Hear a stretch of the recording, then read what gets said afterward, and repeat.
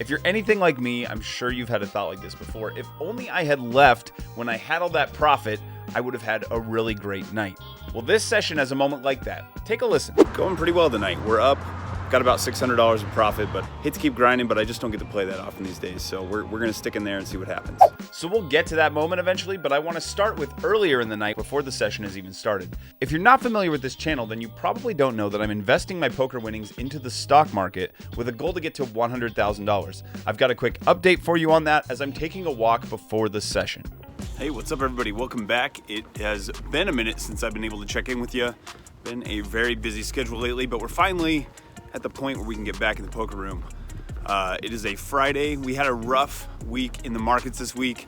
That said, the account balance is still sitting for this $100,000 challenge at about $15,500. That's not too bad. Today, I sent a poll out to you guys and said, what should I be playing for? And you said, go get some casinos. That means we are playing for shares of Vici. Vici's about 31 a share.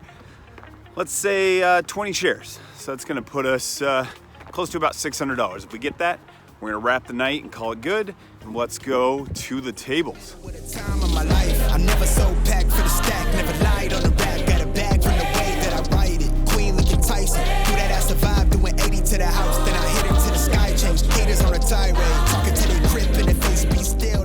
The first real hand of the night, and it shows up about 30 minutes in. I pick up ace of spades, queen of spades with $750 in my stack and open to $15, getting called by only the cutoff.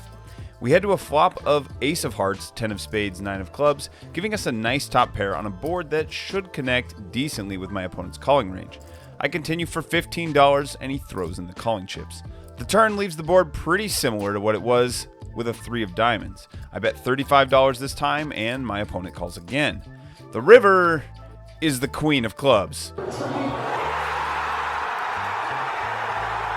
I go for a very large bet and my opponent does make the call. Shows that he had slow played his chips right into my stack with ace 10. I fell right into his trap. The only problem for him is that he left his pot of gold at the bottom of the trap and a way out of the trap, and now it's all mine.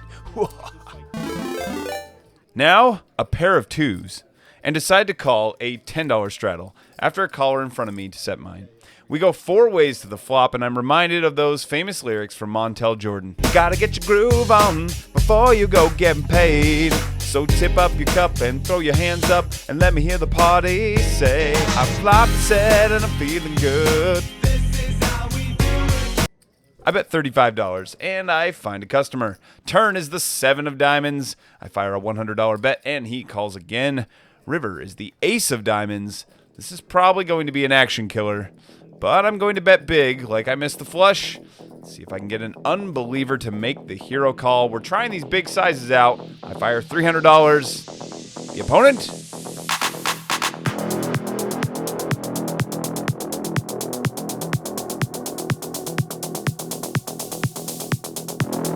Folds. We're 1 for 2 on the giant bets. We join this hand after I have 3 bet the low jack open to $15 up to $50, and then 2 players have called. The flop looks great with 7-3 deuce rainbow. Let's hope that an opponent has a smaller overpair. I bet $65 and the cutoff calls. The turn is the jack of hearts adding a flush draw. I now bet $220 like I would if I was holding ace of hearts, king of hearts, trying to get the fold from a medium pair. My opponent tanks.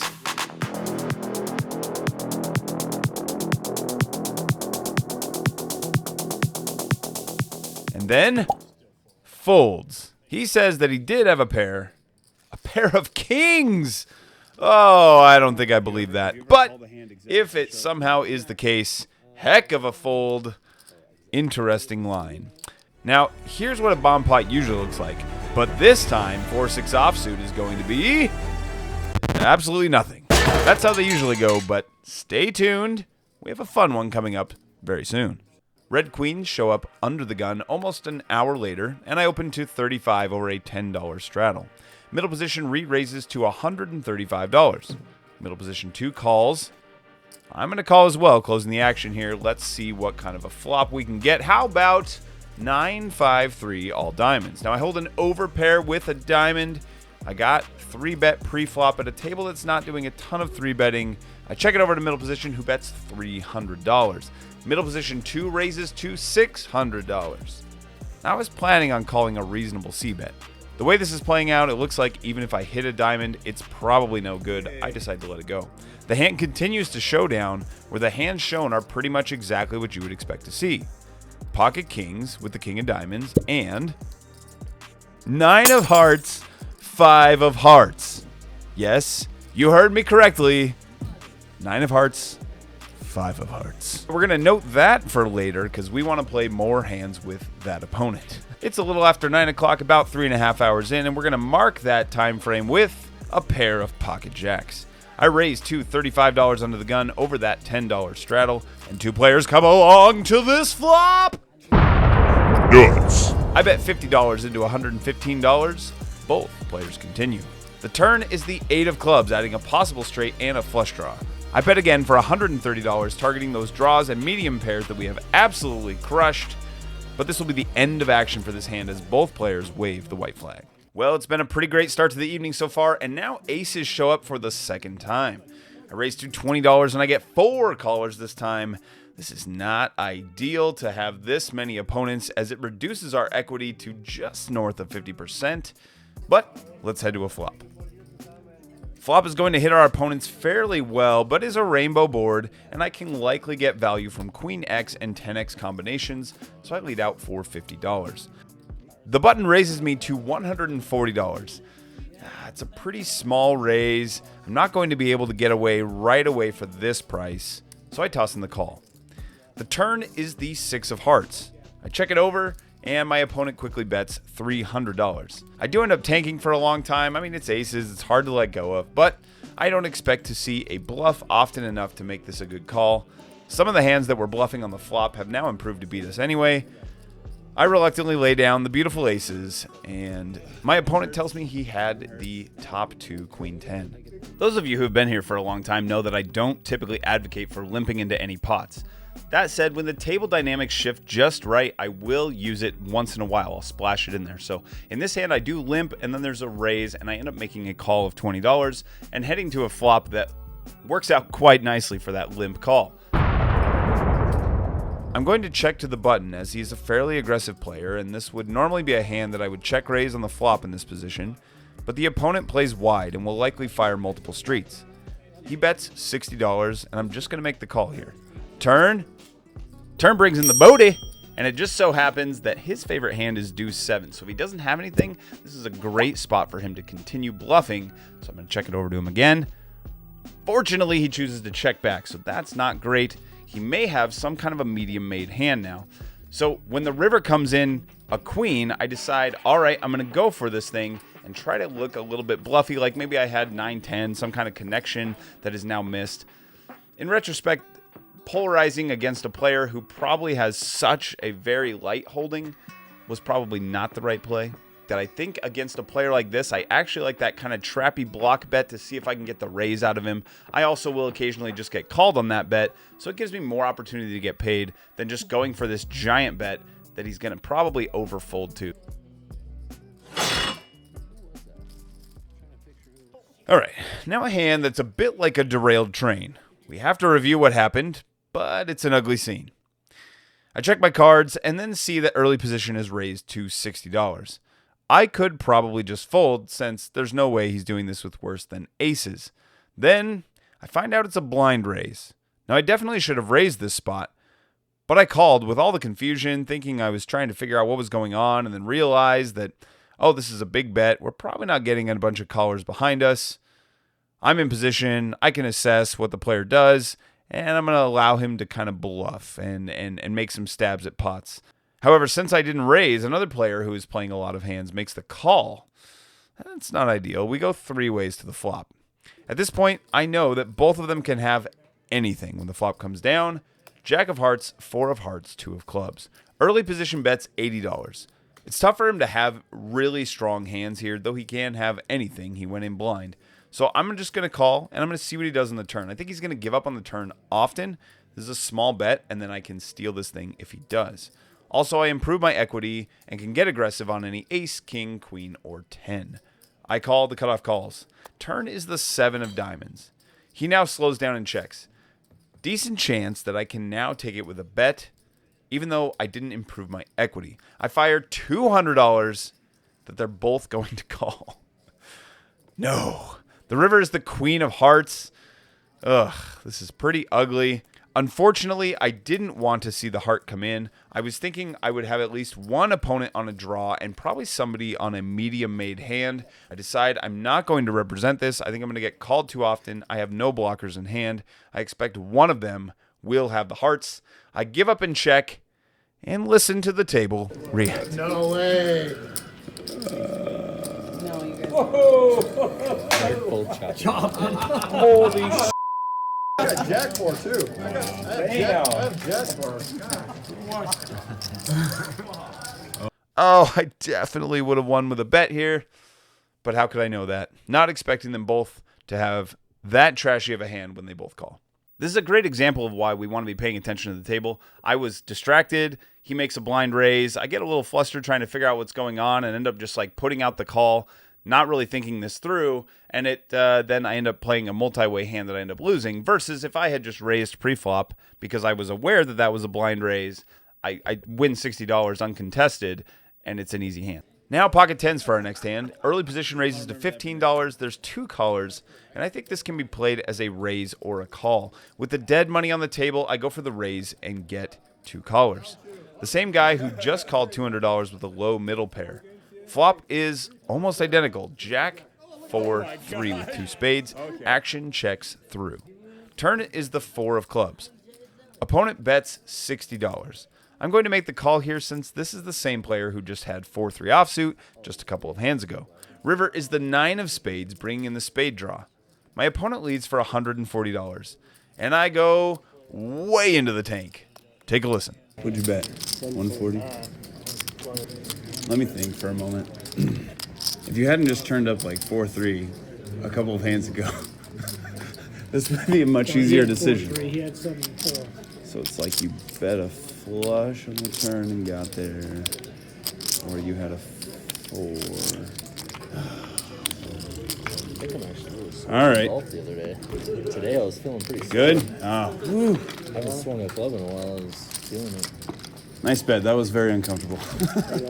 Now we're back to the point in the night where the video started. I have mixed emotions. Should I stay? Should I go? What should I do? And the reason is because I've been in those spots where I'm up and I choose to stay, I grind it down, and then I'm just frustrated with myself. And because I'm doing this challenge with the stocks, it was an even harder decision because I'm like, I've hit my goal. I was supposed to leave now, but I hit it so quick, I barely got to play cards, and I really want to keep playing cards. Just escaped a doozy of a hand where we had pocket tens. That was an uncomfortable call, but the price was right, so had to make it. All in all, so far, going pretty well tonight. We're up. Got about $600 in profit, but I haven't been able to play in a long time, so even though we're up and we should probably leave with that 600, we're going to play longer. We're going to risk it. We're going to stick in there and see what happens.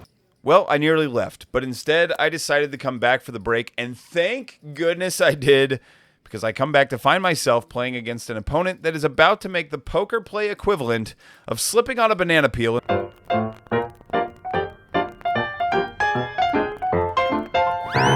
I have the best possible hand, and I raise to $20. I have to fight the instinct to do a comic double take when my opponent raises to $220.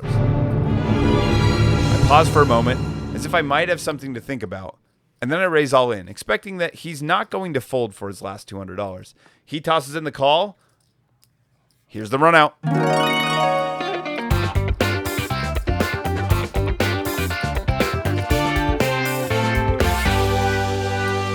Time for an aside and a quick PSA.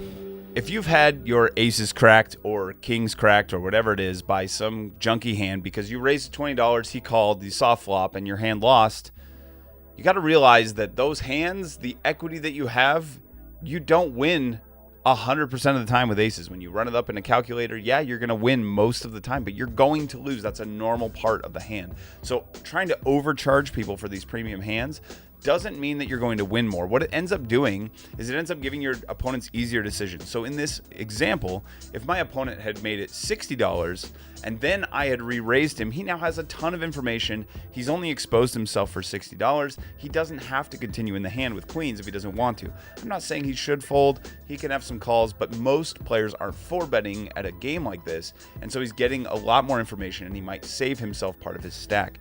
When he puts out $220, he's trying to make it so that I can't suck out on him and beat him with some garbage hand. The problem is he makes it easy to fold those hands, and he makes it basically impossible to do anything but overcommit himself to a pot when I have the big cards and I want to play for the stacks. Just recognize that you can't control variance. Variance is a part of the game. You got to accept it.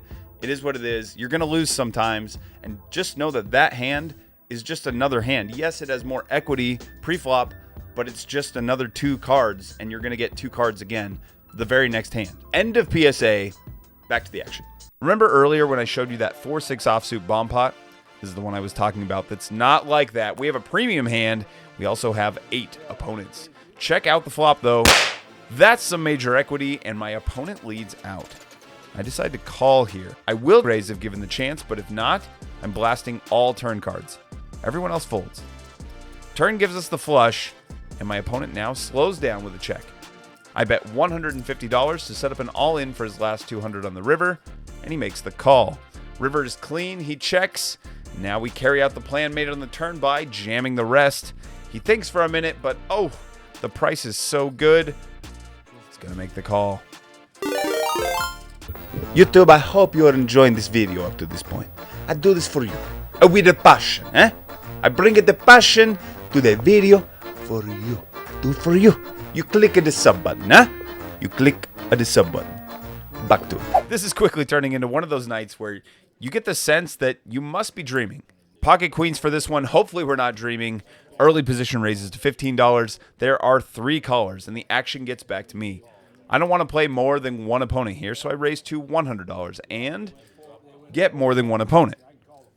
That's fine, table, but I'm running hot tonight, so we're going to find some stupid way to take all these chips. Flop is not ideal, but one of the callers is a very active player that can bet with worse here. I'm either way ahead or way behind, so I check. Checks through. Turn is the Queen of Clubs. Never a doubt in my mind. We had this one the whole way, guys. We had this one the whole way. I decided to bet large since this guy called $200 earlier with a pair of 4s. Unfortunately, he must have had absolutely nothing, and both players fold. Next, we get pocket jacks. Jacks? Only jacks?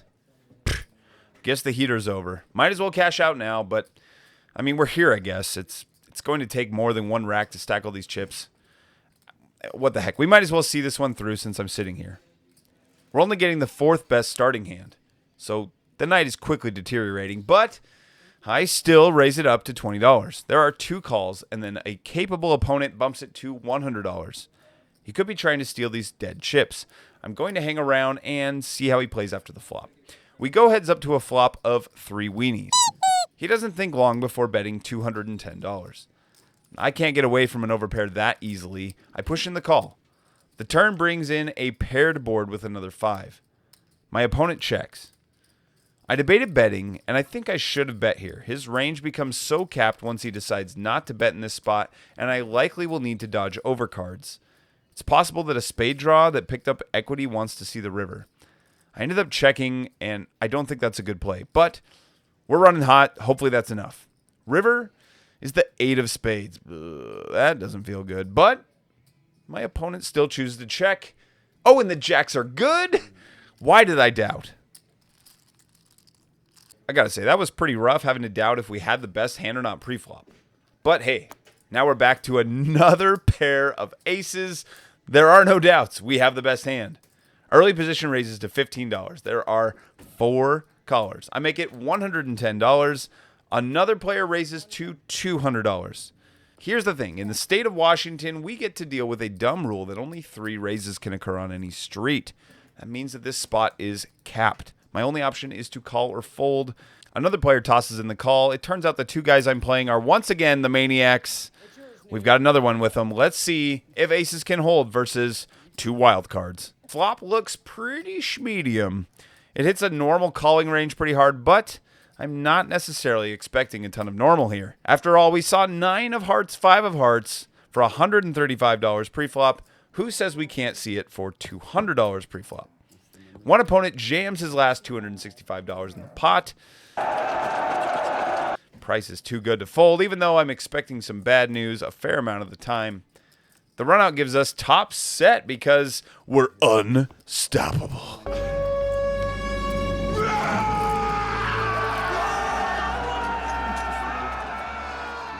At this point, I'm up piles. I can tell my brain is starting to get a little bit tired, and I don't want to give these chips back to the table with sloppy play, so I'm going to lock up the win. Time to cash out these chips before I wake up and find out that none of this was ever real.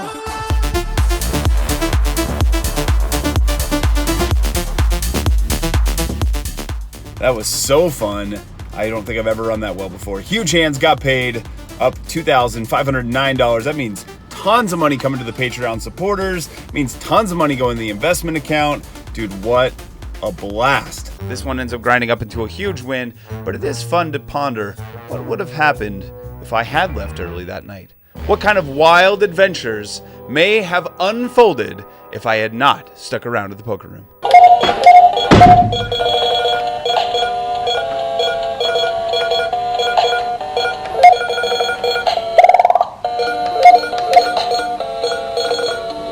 Before we spin the wheel, if you're not familiar, for just $5 a month when you support this channel, you get a chance to win when I win. I won $2,500, meaning I'm giving away $250, and that brings our total giveaways up to this big number right here. Let's pick out 5 winners who are getting $50 each. If you want to be a part of this and support the channel while you do, it's just $5 a month. You can click the link down below in the description. Now it's time to spin the wheel of cash. It's money for homies. All right, so we have 5 winners that are taking home $50 each. Now, if you're not familiar, we have these nice hoodies that have dropped. It is the fall. It's the perfect time to be picking one of these up. So for my winners, I'm going to either send one of these to you at no charge if you want, or I will send you your $50 Amazon gift card. You decide. I'm gonna give you a week. If you don't say anything, I'm gonna send you the gift card. Let's pick out 5 winners by spinning the wheel right now. Number 1. Looks like spin number 1 goes to It's Nonsense. It's Nonsense. Congratulations, you have won. Let's pick out another winner. Spin number 2. Spin number 2 goes to Justin. Justin, congratulations. All right, let's do spin number 3. Spin number 3 goes to Drewbug. 4th spin, here we go. Our 4th spin goes to GF. GF, congratulations. Let's do spin number 5. Spin number 5 goes to Chris Hansen. Chris, congratulations. All right, those are our 5 winners. Either a hoodie or a gift card coming your way. Let me know which one you would like. If I don't hear from you, the gift card's heading your way. Now on the investment account side, with such a big win, I did not put all of the winnings in there. What I decided to do is put the original 600 that I was going to put in, plus another 1,000, and I took the rest. I'm gonna spoil myself with a couple things. There's a few things I've been wanting to buy for the channel, a few things I've been wanting to take care of. Once a year, Donna and I spend a day treating ourselves. What do we treat ourselves to? Clothes. Treat yourself. Fragrances. Treat yourself. Massages. Treat yourself. Mimosas. Treat yourself. Fine leather goods. Treat yourself. It's the best day of the year. The best day of the year! So not all of the $2,500 went in there. I put $1,600 in instead. Brings our new balance up to this number right here. Thanks for being here. Have a great week. I'll see you next time. Queen looking Tyson. Do that ass survive doing 80 to the house. Then I hit her to the sky change. Haters on a tirade. Talking to the grip in the face. Be still. Let that